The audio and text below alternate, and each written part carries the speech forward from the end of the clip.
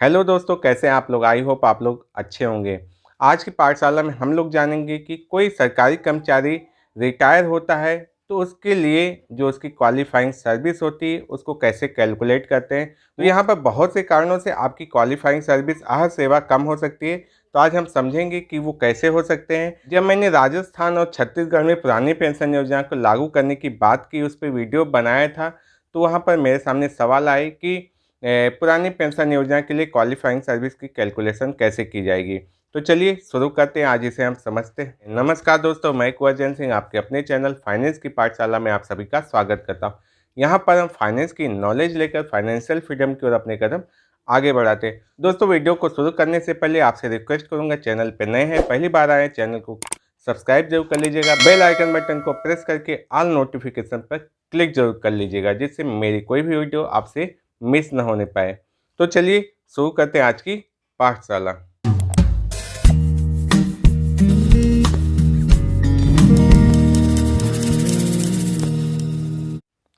दोस्तों, जब राजस्थान और छत्तीसगढ़ में पुरानी पेंशन योजना को लागू करने की घोषणा की गई तो उस पर मैंने वीडियो बनाए थे, कवर किया हुआ था।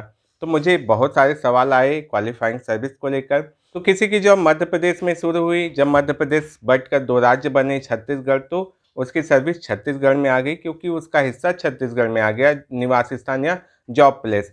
अब क्या मध्य प्रदेश में की हुई जॉब भी यहाँ कैलकुलेट होगी, ऐड होगी क्वालिफाइंग सर्विस में? दूसरा हो सकता है कि आप किसी विभाग में जॉब कर रहे थे, विभाग 2-3 विभागों को मर्ज करके एक विभाग बना दिया गया, तो पुराने विभाग में जो आपकी सर्विस थी क्या यहाँ पर कैलकुलेट होगी, उसे भी ऐड किया जाएगा क्वालिफाइंग सर्विस में।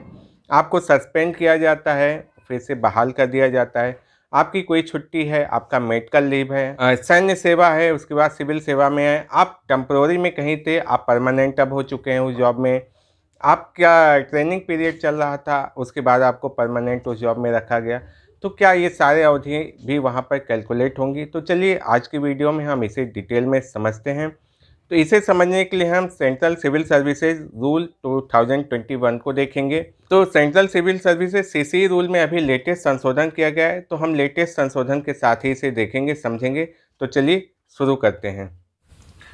तो चलिए हम देखते हैं भारत का राजपत्र, the gazette notification of India, इसे एक्स्ट्रा ऑर्डिनरी कहा गया है और यह 20 दिसंबर 2021 को प्रकाशित हुआ था। कार्मिक लोक शिकायत और पेंशन मंत्रालय, पेंशन एवं पेंशनभोगी कल्याण विभाग द्वारा। इसकी खास बात क्या है कि यह अभी तक का लेटेस्ट जो अंतिम संशोधन है उसके साथ प्रकाशित हुआ है। इसे कहा गया है कि केंद्रीय सिविल सेवा पेंशन नियम 2021, सीसीई पेंशन रूल 2021। अब इसमें हम आज देखने वाले हैं कि आहरक सेवा अर्थात क्वालिफाइंग सर्विस को कैसे कैलकुलेट करते हैं। तो चलिए सीधा हम उसी पेज पे चलते हैं। अब हम उस पेज पर आ चुके हैं। तो यहाँ पर आहरक सेवा में दिया गया है कि कोई भी सरकारी कर्मचारी जिसने चाहे टेम्प्रोरी बेस पर ही उस पद पर कार्यभार ग्रहण किया था और बाद में वह उस पर स्थायी हो गया, तो जिस तारीख को आपने टेम्प्रोरी या परमानेंट आपने उस पद पर कार्यभार ग्रहण किया था उसी दिन से आपकी सर्विस मानी जाएगी। लेकिन शर्त यह भी है कि जब आप टेम्प्रोरी या अस्थायी थे तब आपके अस्थायी होने के बीच में कोई व्यवधान न पड़ा हो। यह भी कहा गया है कि 18 वर्ष से उम्र से पहले की जो जॉब होगी वो यहाँ पर कैलकुलेट नहीं की जाएगी। हाँ, सैन्य सेवा को सिर्फ यहाँ पर कैलकुलेट की जाएगी। दूसरी बात ये कही गई है 12 नंबर में कि सरकारी कर्मचारी की सेवा आहरक क्वालिफाइंग तभी मानी जाएगी जब उसके कर्तव्य और वेतन सरकार द्वारा दिए जाते हों। मतलब सरकार का जो अपना कॉर्पोरेट सिस्टम है उसके तहत आपको मिल रहा हो, स्थानीय रूप से न मिल रहा हो, तभी आपकी सेवा को यहाँ पर माना जाएगा कि ये क्वालिफाइंग सेवा है पेंशन के लिए। एक स्पष्टीकरण भी यहाँ पर दिया गया, उसे भी हम लोग देख लेते हैं।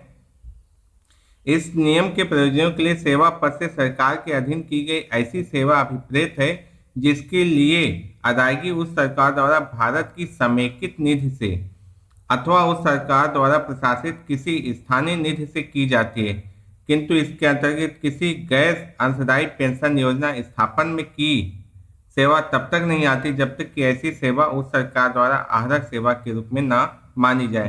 तो इसी तय कि राज्य सरकार जिस सेवा को मान लेती है कि ये पेंशन के लिए एलिजिबल है, वह सेवा एलिजिबल है। तो पॉइंट नंबर 13 में कह रहा है कि अगर आपने 31 दिसंबर 2003 से या उससे पूर्व की राज्य सरकार की किसी पेंशनी स्थापन में नियुक्ति हुई हो और बाद में आपको ट्रांसफर कर दिया जाए, तब भी आपकी जो वहाँ पर टेम्पररी या परमानेंट सेवा होगी वो क्वालिफाइंग सर्विस में मानी जाएगी। लेकिन यह भी कहा गया है कि इसके अधीन स्थानापन्न या स्थायी हैसियत में की गई लगातार सेवा, जिस सेवा के पश्चात यदि राज्य सरकार या केंद्रीय सरकार में व्यवधान रहित रूप से अधिस्थायी नियुक्ति ही हो, मतलब आप में इस नियुक्ति के बीच में कोई व्यवधान नहीं होना चाहिए। अब इसी के पॉइंट नंबर 2 में कहा गया है कि अगर आप एक राज्य सरकार की सेवा से दूसरी सेवा में जाते हैं तो आपने जो प्रॉपर तरीके से वहां पर रिजाइनेशन दिया हो और जाकर तब दूसरे विभाग में आपने ज्वाइन किया हो, तो उस समय में आपकी जो सेवा है वो बाधित नहीं मानी जाएगी और वहां पर आप पेंशन के लिए अधिकारी होंगे। या राज्य सरकार के एक विभाग से दूसरे विभाग के लिए लागू है और राज्य सरकार से केंद्र सरकार के लिए भी लागू है। अब पॉइंट नंबर 14 देख लेते हैं। इसमें कहा गया है कि अगर आप ऑटोनॉमस बॉडी स्वायत्त निकायों में अगर आपने सेवा की है और उसके बाद आप केंद्र सरकार में जा रहे हैं, तब भी आपकी सेवा को यहाँ पर क्वालिफाइंग सर्विस में माना जाएगा। लेकिन एक चीज का ध्यान रखना है कि आपने प्रॉपर यहाँ पर आदेश लिया हो, ऑटोनॉमस बॉडी में जिस भी आप विभाग में रहे हो वहाँ पर आपने अपने विभाग से प्रॉपर रिजाइनेशन से पहले आदेश ले लिया हो कि हाँ आप दूसरी सेवा में जा सकते हैं, और तब आप सेवा में जाएंगे तो आपकी सेवा बिल्कुल बाधित नहीं मानी जाएगी।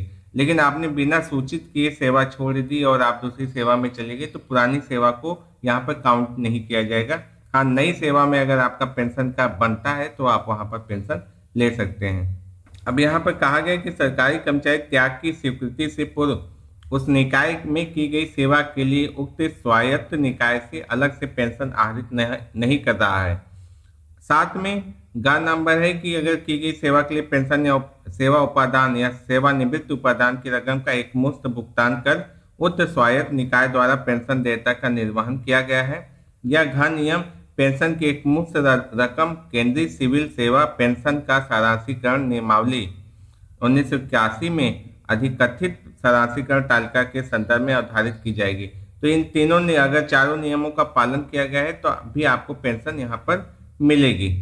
यहाँ का पॉइंट नंबर 3 थोड़ा ध्यान देने योग्य है कि अगर आपने केंद्र सरकार में नियुक्ति से पूर्व किसी नेशनलाइज्ड बैंक में या किसी फाइनेंशियल इंस्टीट्यूशन वित्तीय संस्थान में सेवा की है तो उस सेवा की गणना केंद्र सरकार की सेवा के साथ नहीं की जाएगी। अर्थात आप जब केंद्र सरकार में जाएंगे तो वही सेवा आपकी मानी जाएगी।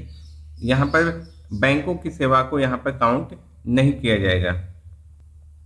अब पॉइंट नंबर 15 में कहा गया है कि अस्थायी अगर कोई रहा हो तो उसकी सेवा को कैसे काउंट किया जाएगा।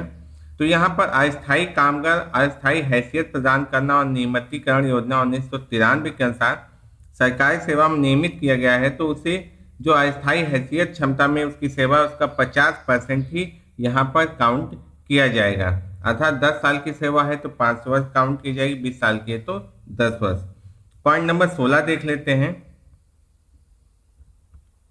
परिवीक्षा पर की गई सेवा की गणना, अर्थात प्रोबेशन पे अगर आपने सेवा की है तो वो भी यहाँ पर काउंट होगी।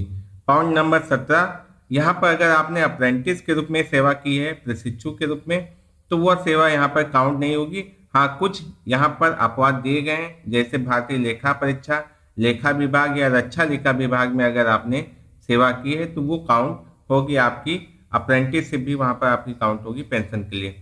अब बात होती है संविदा पर की गई सेवा, पॉइंट नंबर 18 में। तो अगर आपने कॉन्ट्रैक्ट पे सेवा की है और उसी पद पे आपको बाद में परमानेंट कर दिया गया बिना किसी व्यवधान के, तो वह आपकी जो संविदा सेवा है वो भी काउंट होगी आपके क्वालिफाइंग सर्विस के लिए। और इसमें देखिए दूसरी बात को भी स्पष्ट किया गया है कि अगर आपने किसी अंशदायी भविष्य निधि में जमा हुआ है आपके लिए पैसा और सरकार का अंशदान है, तो सरकार के अंशदान को भी आपने ब्याज सहित वापस कर दिया हो। में 19 में उनकी बात की गई है जिन्होंने सिविल सेवा में रिटायरमेंट से पहले री एम्प्लॉयड हुए हैं, तो उनके बारे में दिया गया है ये सारा नियम। और पॉइंट नंबर 20 में उनके लिए दिया गया है जिन्होंने सिविल सेवा में आने से पहले सैन्य सेवा की है, तो वहां पर उनके कैसे कैलकुलेशन किए जाएंगे सर्विस की, तो वो सारे पॉइंट दिए गए हैं।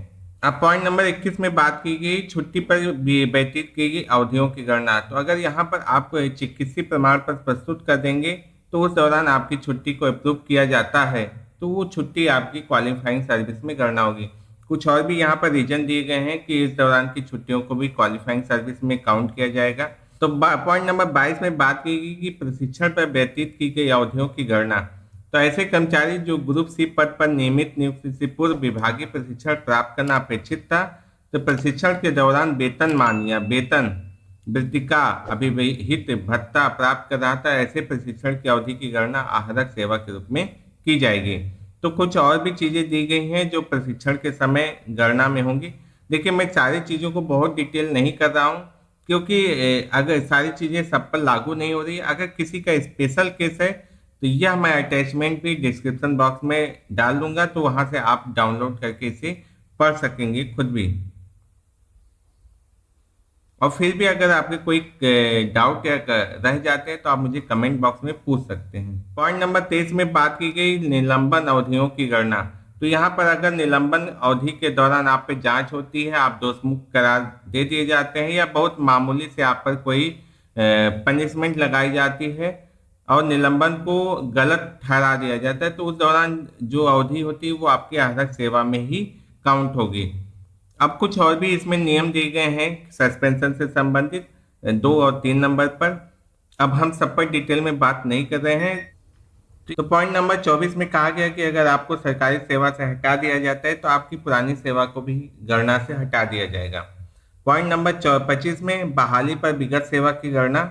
तो अगर ऐसे कर्मचारी जिनको हटा दिया गया था और अनिवार्य रूप से या उनको सेवानिवृत्त कर दिया गया था और उनकी अपील पर जब उन्हें फिर से बहाल किया गया, तो उनकी पुरानी सेवा को फिर से आहरक सेवा के रूप में गणना की जा सकती है। और इसके दूसरे पॉइंट में कहा गया कि किस स्थिति में उन्हें फिर से जो उनका निलंबन अवधि का समय था या छुट्टी का, उसको कैसे क्वालिफाइंग सर्विस में माना जाएगा, तो वो पॉइंट इसमें दिया गया है। तो यहाँ पर पॉइंट नंबर 26 में बात की गई कि अगर आप सेवा से रिजाइन कर देते हैं तो उस समय आपकी सेवा का क्या होगा, विगत सेवा को काउंट किया जाएगा या नहीं। तो यहाँ पर 1, 2, 3, 4 इस तरह से कई पॉइंट में इस पर बात की गई है। अब पॉइंट नंबर 27 देख लेते हैं, सेवा में व्यवधान का प्रभाव। तो अगर आपके बीच में सेवा प्रभावित होती है तो उसका कैसे असर पड़ेगा आपकी सेवा के काउंटिंग में, क्वालिफाइंग सर्विस की काउंटिंग में। तो यहाँ पर अगर आपने अनुपस्थित हुए हैं और आपकी छुट्टी वहाँ पर स्वीकृत हो जाती है, निलंबन के दौरान बीच में जब निलंबन हुआ है उस पर फिर बहाल कर दिया जाता है, और आपका ट्रांसफर कहीं एक जगह दूसरे जगह होता है, उस दौरान आपने बीच में जो गैप होता है दोनों की ज्वाइनिंग के बीच में, तो ये सब आपकी सेवा में कोई व्यवधान नहीं डालते हैं।